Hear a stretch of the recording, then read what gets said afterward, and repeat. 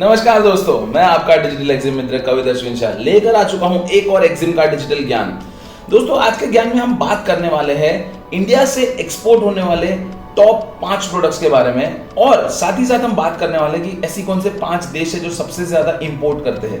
दोस्तों, ये अगेन मैं जो बात करता हूं हमेशा कि हम केवल वो बातें करेंगे जो हटके है, जो सबसे अलग है। क्योंकि अगर आप डेटा के हिसाब से जाओ तो डेटा के हिसाब से टॉप 5 कौन से प्रोडक्ट जो एक्सपोर्ट होते हैं, तो भैया वो होता है पेट्रोलियम प्रोडक्ट्स, वो होते हैं मिनरल फ्यूल्स, वो होते हैं व्हीकल्स, वो होते हैं फार्मास्यूटिकल, वो होते हैं केमिकल्स। अब ये सभी चीजें आप सोचोगे सर ये टॉप 5 प्रोडक्ट्स, इसमें तो इन्वेस्टमेंट भी बहुत ज्यादा है, इसमें टेक्निकल नॉलेज भी बहुत ज्यादा है और इसमें हमारा इंटरेस्ट भी नहीं है। 3 पैरामीटर्स जिसमें मैं प्रोडक्ट सिलेक्शन सबके पास करवाता हूं, आप बोलोगे सर ये 5 प्रोडक्ट में तो हमारे पैरामीटर्स मैच ही नहीं होते हैं, तो फिर ये कैसे टॉप के एक्सपोर्ट्स हो गए।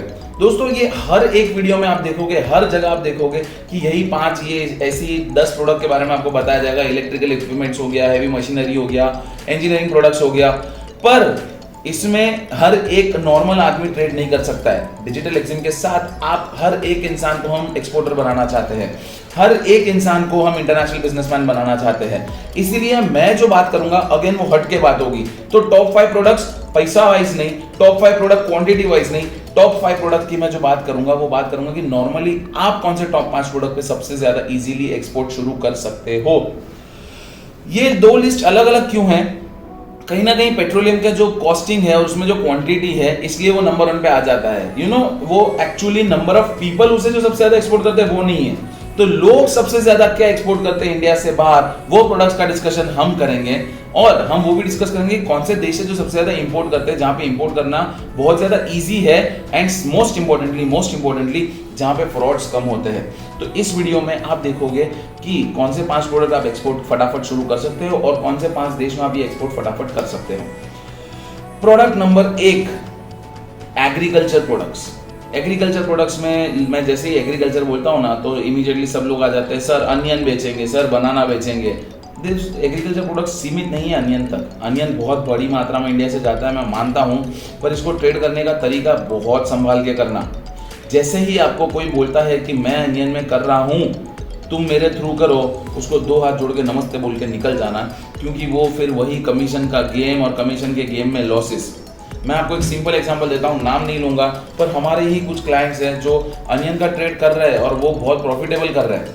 अब उनको उनके किसी रिश्तेदार ने ऐसा बोला, मैं भी अनियन का ट्रेड कर रहा हूँ, तो तुम मेरे थ्रू करो, तुमको प्रॉफिट ज्यादा दिलवाऊंगा, कमीशन रेट होता है, ये होता है, वो होता है। उनके थ्रू उन्होंने किया, 3 लाख रुपए का लॉस आ गया एक ही ट्रेड में। फिर उनको बोलते हैं कि अरे 1 कंटेनर से कुछ नहीं होता, मिनिमम 3 कंटेनर भेजो। भाई साहब रिश्तेदार थे तो उन्होंने भरोसा किया, वापस किया, 4 कंटेनर टोटल भेजे, 4 कंटेनर में 11 लाख रुपए का नुकसान खा के बैठे।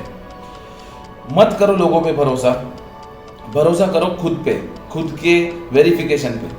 मैं हमेशा एक नियम रखता हूं कि ऑलवेज ट्रस्ट, मैं सब पे ट्रस्ट करता हूं पर वेरीफाई करता हूं, मैं अंधाधुंध भरोसा नहीं करता हूं। So always trust but verify किए बिना कोई ट्रेड मत करो। तो आप अनियन का ट्रेड कर रहे हो या और कोई भी एग्रीकल्चर प्रोडक्ट का ट्रेड कर रहे हो, अगर मंडी सिस्टम के हिसाब से जा रहा है तो उस मंडी में आप खुद जाइए और फिर ट्रेड शुरू कीजिए। अब एक सिंपल सी बात बताइए, दुबई जाके ट्रेड करना, यानी दुबई का टिकट यहाँ से 10,000 रुपये वन साइड है, वीजा का खर्चा 7-8 हज़ार रुपये है, 18,000 हो गया, रहने खाने का खर्चा 20-25 हज़ार पकड़ लो, 40-50 हज़ार में आप जाकर वापस आ जाओगे।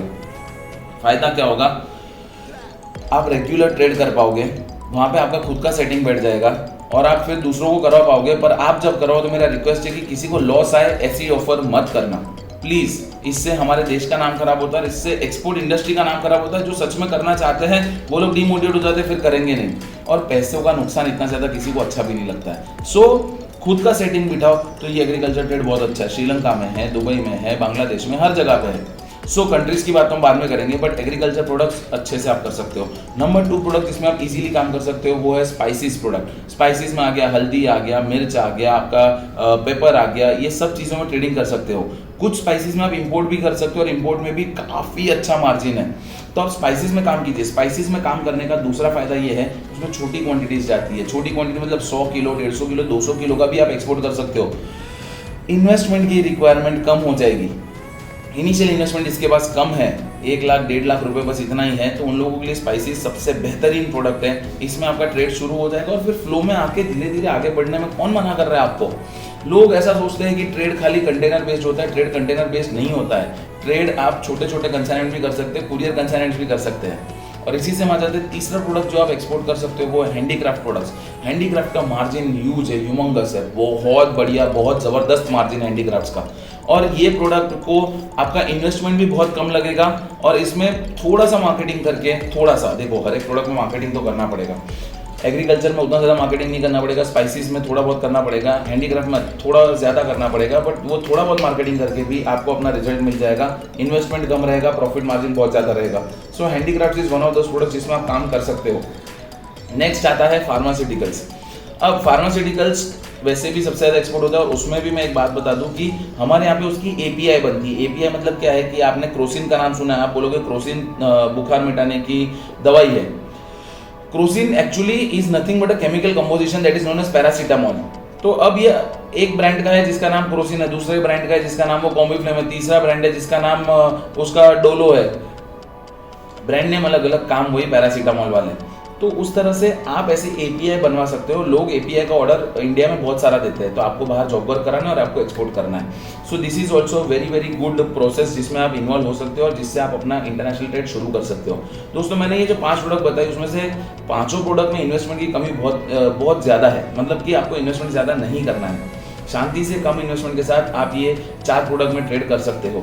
और जो 5वां प्रोडक्ट मैं आपको बताने जा रहा हूँ उसमें भी अगेन इन्वेस्टमेंट की रिक्वायरमेंट आपको बहुत कम होगी, और वो है plastic related items. Plastic related items क्या होते हैं कि आपका जो ये बॉटल्स है, आपके जो टिफिन बॉक्सेस है, ये सभी चीज़ों में इन्वेस्टमेंट बहुत कम होता है, और ये चीज़ों के साथ आप एक्सपोर्ट अच्छे लेवल पे शुरू कर सकते हो अफ्रीकन मार्केट्स में, या साउथ अमेरिकन मार्केट्स में, या फिर आप श्रीलंका, बांग्लादेश, वियतनाम, ये सब मार्केट्स में अच्छे से इसका एक्सपोर्ट कर सकते हो।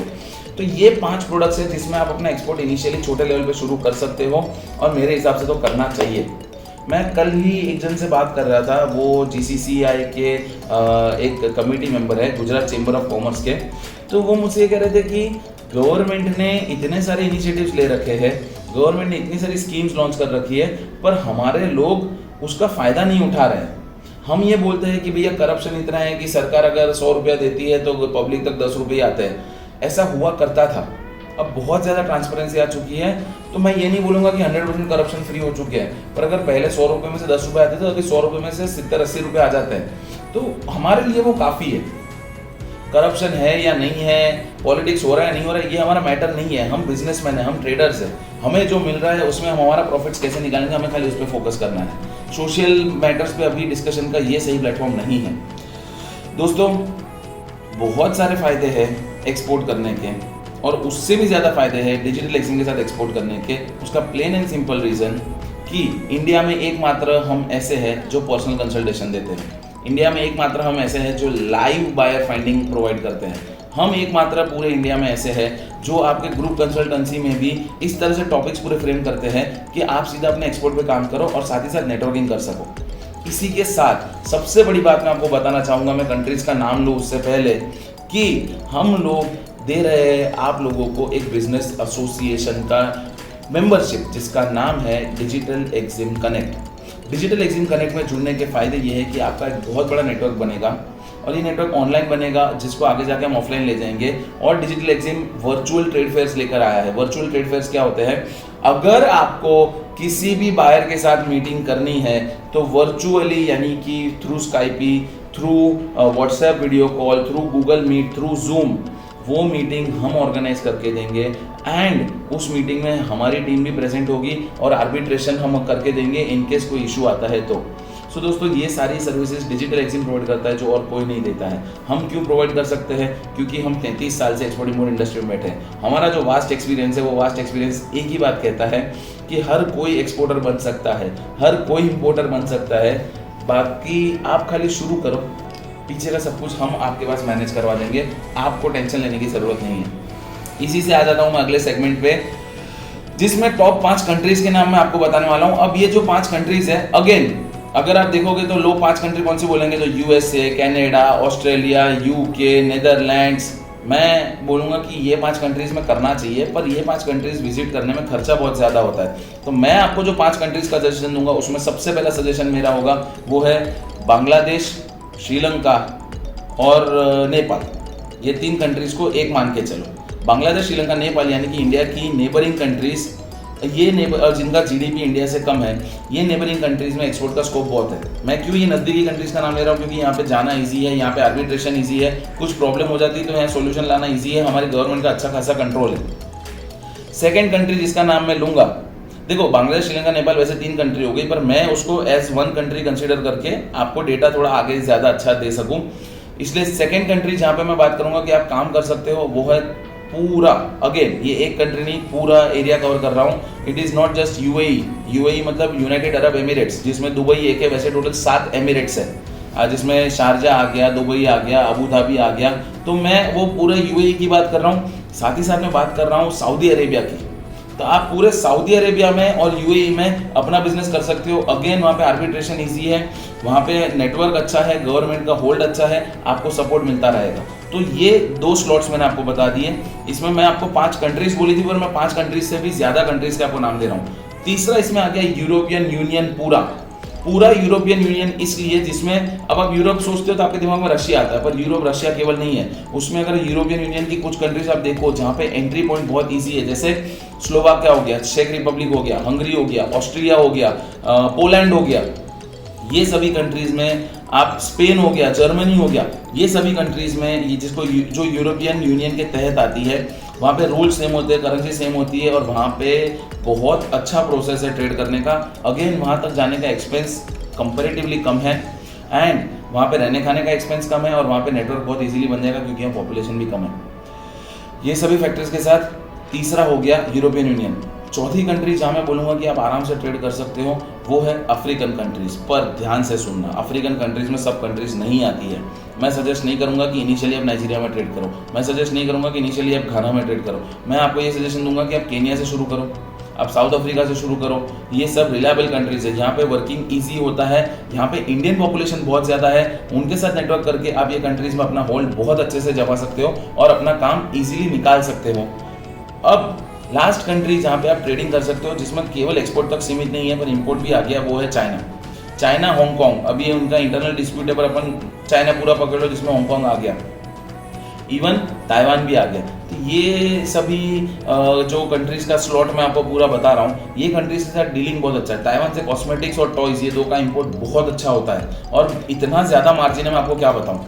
तो ये प्रोडक्ट्स पे आप इजीली काम कर सकते हो, इन कंट्रीज पे आप इजीली काम कर सकते हो, और ये प्रोडक्ट और कंट्री का समन्वय करके आप खुद को एक इंटरनेशनल बिजनेसमैन बना सकते हो डिजिटल एक्जिम के संग, जहाँ पे डिजिटल एक्जिम आपको देगा personal consultancy and most importantly सब कुछ आपके बजट में। तो अपना नाम नंबर कमेंट में छोड़िए, आपके प्रोडक्ट के बारे में हम आपको डिटेल्स देंगे, किस तरह से ढूंढना है, क्या करना है, क्योंकि हम हर एक काम आपके पास करवाएंगे और आपको बनाएंगे एक इंटरनेशनल बिजनेसमैन। जय हिंद।